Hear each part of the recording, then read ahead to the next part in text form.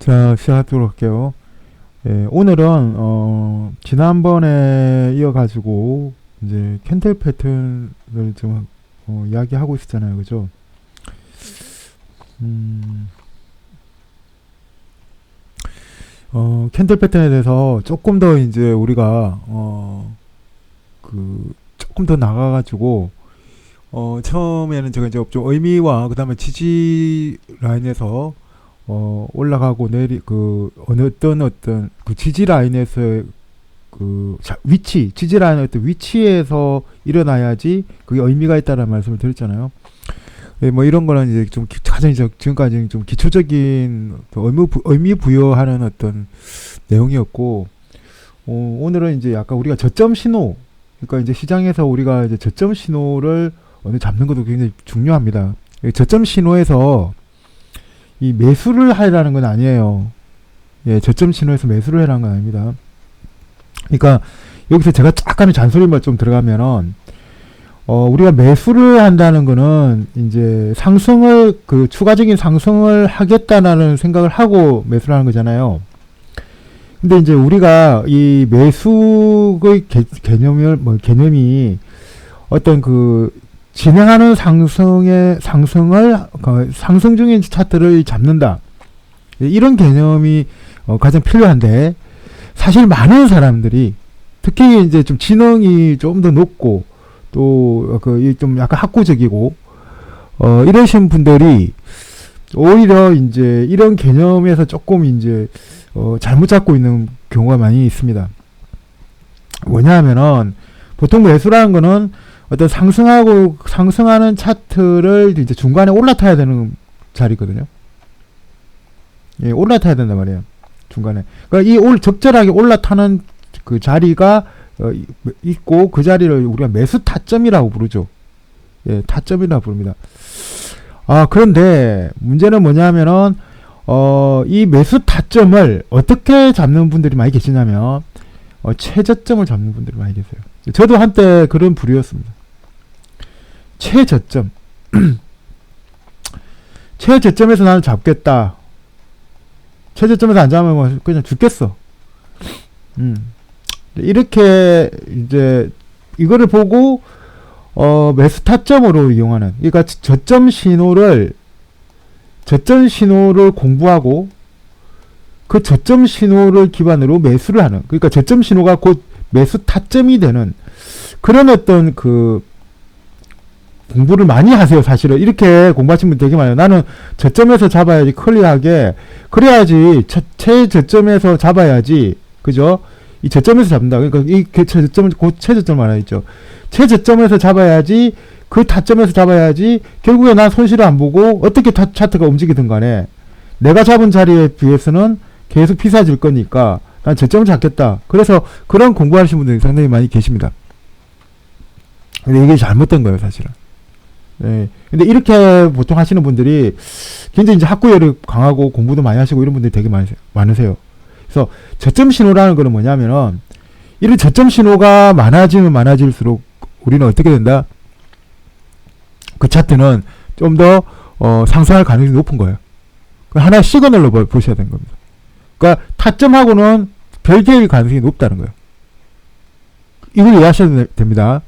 그래서 이 저점 신호가 만들어지는 거는 그냥 이렇게 관찰을 해야 돼요. 예, 관찰하고 타점은 다르다. 그래서 최저점을 매수 타점으로 잡지 말라는 거예요. 물론 이게 연관이 없는 건 아닙니다. 앞으로 할 내용들이 없는 건 아니지만은 타점과 매수 타점과 최저점은 어찌 보면 별 상관없는 수도 있다. 이렇게 매매하면은 사실 실패할 가능성이 높아요. 예. 자, 시장이 이렇게 내려오잖아요. 내려와요. 자, 내려오다 보면 이것이 어느 순간에 이제 더 이상 안 내려가지 않고 이 반등을 주기 시작한단 말이에요. 어떤 식으로 뭐 올라가기도 하고 횡보하다가 올라가기도 하고 여러 가지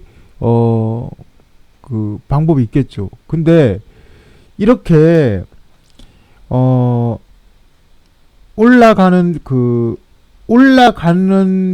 자리가 이렇게 이제 있고, 이런 올라가는 자리의 과정을 우리가 뭐라고 부르냐 하면은 이런 걸 바닥이라고 부를 수가 있겠죠.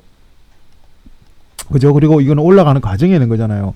근데 이제 최저점은 어디서 발생하냐면은 이런 데 밑에서 발생한단 말이야. 이런 데서. 이런 데 발생할 거 아니에요. 그러면은 원바닥이 있을 거고, 두 바닥이 있을 거고, 쓰리 바닥이 있을 거 아니에요. 그죠? 그러면은 우리가 이게 이제 스타점을 잡는다면 우리 스타점을 주로 어디서 잡아야 되냐면 이 부분에 잡아야 됩니다. 그래서 우리가 흔히 그 스타점을 어디서 잡냐면 그 무릎에서 잡으라는 말을 많이 하잖아요. 우리가 그 시장에서 우리는 무릎에서 해야 된다. 이 말이 무슨 말이냐면 이 최저점에서는 이게 바닥인지 아닌지 확인이 안 돼요. 그렇기 때문에 바닥이라는 것이 완성되고 그 바닥을 넘어섰을 때, 예, 그러니까 발바닥을 다 지나서 그 무릎까지 왔을 때 그때부터 이제 스타트를 하는 거기 때문에 이 무릎에서 살아나는 것이 매수타점이 맞습니다. 근데 이렇게 원바닥, 투바닥, 쓰리바닥 치는 이 저점에서 매수하려고 하는 노력은 웬만하면 하지 마라. 근데 문제는 뭐냐면 이거는 공부는 하고 있어야죠. 알고는 있어야 될 거 아니에요. 예, 왜 그러냐면 이게 바닥인지 아닌지 그 가능성을 조금이라도 더 확신하기 위해서는 뭐가 필요하다?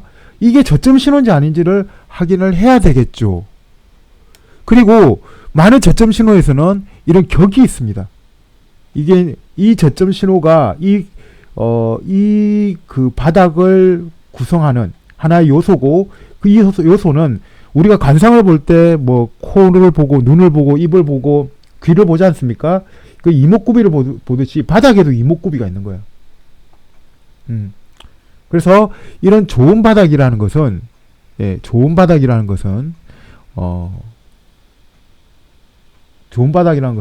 좋은 저점도 같이 발생을 합니다. 그러니까 얼굴이 잘생겼다 그러면 코도 잘생기고 입도 잘생기고, 그죠?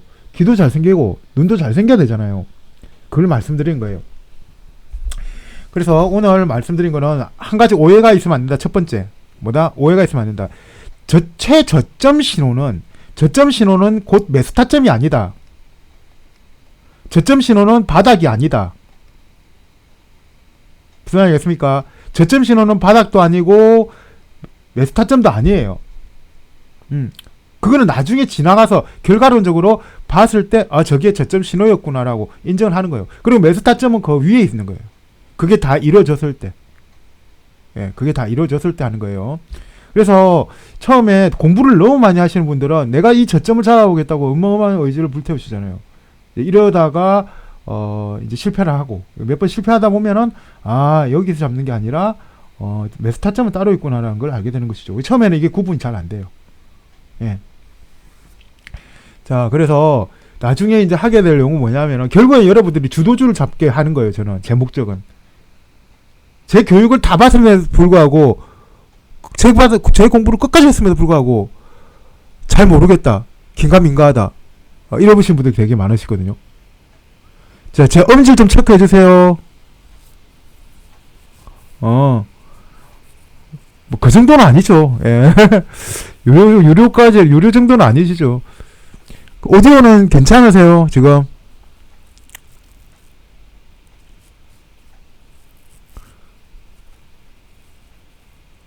예, 도깨비님 오디오 지금 괜찮아요? 예, 좋아요. 예. 왜냐면 음질이 안 좋으면 제가 좀 고함을 치게 됩니다. 힘들어요. 자, 그러면은 우리가 저점 신호가 아니고 저점 신호도 아니고 그 다음에 매수타점이 아니고 저점 신호는 바닥도 아니다. 예, 여기까지 말씀드렸고, 그러면은 우리는 이제 저점 신호를 어떻게 보느냐, 여러 가지 저점 신호가 있겠죠. 근데 최근에 와서는 이 저점 신호도 상당히 좀 많이 바뀌었습니다. 예, 많이 바뀌어가지고 그 좀 구분하기가 힘든 부분이 되게 많은데 제가 말씀드린 건 이제 대표적인 거, 예, 대표적으로 우리가 저점 신호로 알고 있는 거, 예, 저점 신호라고 하는 건 크게 저점 신호라고 하는 거를 이제 말씀드리는 건데, 뭐 여기는 사실 여기 조회수 보니까 정말 이거 뭐 100개 정도 나오기 힘들겠더라고요. 제가 보니까 딱 공부하실 분들, 그 다음에 제 방송 보신 분들, 예, 복습하라고 하는 거예요, 사실은. 그래서 제 방송 유료 콘텐츠 사서 안 보신 분들 뭐 들어가시면 운 좋게 보시는 거고, 그동안 제 거 공부했는데도 불구하고 긴가민가 하시는 분이 워낙 많다고 하니까, 지금 우리 시장이, 제가 이거 하는 이유가 우리 시장이 지금 바닥을 만들고 약간 올라가려고 하는 지금 기류잖아요. 예, 이게 가능성이 높다는 거예요. 진짜 지금 바닥이라는 게 아닙니다. 절대 아닙니다. 우리 시장은 바닥인지 아닌지 아직 몰라요. 아직 모르는데 지금 가능성이 높아졌어요. 그래서 이렇게 이제 가다가 한번 갈 거란 말이야. 가는 분위기란 말이야, 지금. 이 차트 모양으로는. 그래서 여러분들이 이제 이걸 자꾸 찾아야 되는 거지. 종목을. 그런데 이게 출발하게 되면요, 종목이 되게 많이 나와요. 그럼 제가 이거 한 종목 안 알려드려도 여러분들이 자꾸 갈 수가 있는 거예요. 그 중에서 이제 중형주라든지 소형주 중에서도 가는 게 있을 거 아니에요. 그걸 잡아서 수익을 내라는 거예요. 제가 이미 기아차라든지 현대차라든지 이거는 메스타층까지 다 찍어드렸습니다. 제가 산 날이 그때가 저점이었고요. 사실 올라갈 수 있는 저점이었고, 현대차도 제가 올라가기 전날에 슈팅 나오기 전날에 제가 말씀을 드렸고요. 그 다음에 셀트리온하고는 계속 제가 사라고 했고, 뭐 지금 제가 사라고 하고 나서 한 2배까지 올랐더라고요. 그죠? 그러니까 이런 게 주도주인데, 그러니까 주도주는 대형주에서 나오는 거잖아요. 이런 주도주가 나오는 거 너무 눈에 보인단 말이에요. 조금만 공부해도 눈에 다 보이는 거야, 이게. 근데 이걸 못 잡으면 안 되는 거지. 근데 이게 제가 방송을 해갖고 이런 겁니다 하면은, 그럼 이건 맞는 것 같아 해갖고 자기가 확신해서 공부하신 분들 사는데, 혼자 딱 내놓고, 자, 주도주 지금 뻔하니까 사세요 그러면은, 이거 못 고르는 거야, 이게. 그래야 보니까 제가 여기 계속 이렇게 옆에서 약간 AS를 하면서 약간 떠먹여 주는 신용을 해야 되는 거예요. 예, 안 그러면은 공부를 해놓고도 뭔가 좀 답을 못 내시는 분들이 많습니다. 그래서 제가 이걸 하는 거니까 여러분들은 이제 찾아보는 거예요. 이 원칙에 따라서. 그리고 기존에 공부하신 분들은 이제 눈에 씩씩씩 보이기 시작할 겁니다. 예, 이 정도 하면 보이기 시작할 거예요. 오늘 좀 잔소리가 많아요. 딱 3분 남았습니다. 딱 3분만 더 하겠습니다. 그러면은, 바닥에서, 바닥 신호가 무엇이냐, 보면 처음에 어떤 게 있냐면은, 이, 망치가 있잖아요. 근데 이게 망치가 저점에서 긴 꼬리가 나와요. 긴 꼬리가 이렇게. 예. 그러니까 이런 거는 여러분들이 유심히 보셔야 됩니다. 이런 차트는. 그러니까 어떠냐면 차트가 떨어지잖아요. 이제 매도가 나와요. 쭉쭉 떨어지다가 어느 순간에 투매가 나옵니다. 시장이 무너져요. 오전에. 죽겠다는 거야. 그러고 나서 오후 돼가지고 뭔가 씩 올라옵니다. 예. 그래갖고 이렇게 끝나는 경우가 있어요. 이런 투매망치 이후에 반전이 나오고, 이거를 다시 풀었으면 이만큼 투매가 나왔고, 이것이 오전에 나왔고 오후에 이렇게 올라온 거죠. 이거를 우리가 이런 걸 집계형이라고 하는데, 뭐 집계형이 뭐니, 이건 알 바 아닙니다. 제가. 예, 이 알 바 아니고 이런 형태로 진행이 된다는 거예요. 보통 이제 과거 같은 경우에는 이제 3시에 마감했잖아요. 지금 3시 반에 마감하나? 그럼 어떤 현상이냐면, 한 시간 이내에 한 40분 정도 남겨놓고, 예, 이런 작업이 일어납니다. 옛날 표시가 쉽게 났어요. 그러니까 빡 죽어. 하루 종일 떨어져. 하루 종일 일방적으로 매도가 일어납니다. 쭉쭉쭉쭉 떨어져. 투매가 나오죠. 막판에 훅 떨어집니다. 오후 돼가지고. 예. 그 분봉으로 치면은 계속 이렇게 떨어지다가 오자가 툭 떨어져, 이렇게. 그래가지고 여기서 계속 공방져 버려요. 그러다가 장 마감 한 40분 또는 1시간, 뭐 1시간 반, 이것도 좋습니다. 어떤 때는 제가 볼 때는 20분 걸린 적도 있어요. 20분 남겨놓고 쫙 올라가요, 이렇게. 예, 이렇게 올라갑니다. 이때 보면은 기관 수급들이 들어오면서 수급이 바뀌어요. 기관들이 매도를 해요. 외국인들도 매도해요. 근데 이 순간에, 어느 순간부터 쫙 올라오면서 기관 외국인들이 다시 사요. 기관 외국인들이 팔다가 갑자기 20-30분 남겨놓고 막 사요. 수급 바뀝니다. 그러면서 이런 차트가 나오는 거예요.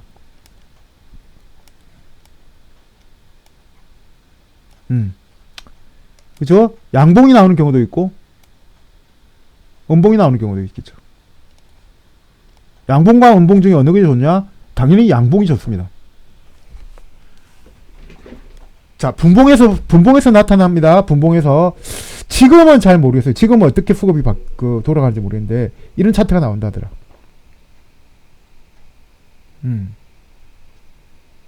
이렇게 하면은, 이거는 시장의 저점 신호에 가깝다라고 보시면 될 거예요. 자, 그런데, 이 망치라는 건 제가 그랬죠. 앞에서 말씀드렸듯이, 이해찬과 말씀드렸죠. 확인이 필요한 캔들이다.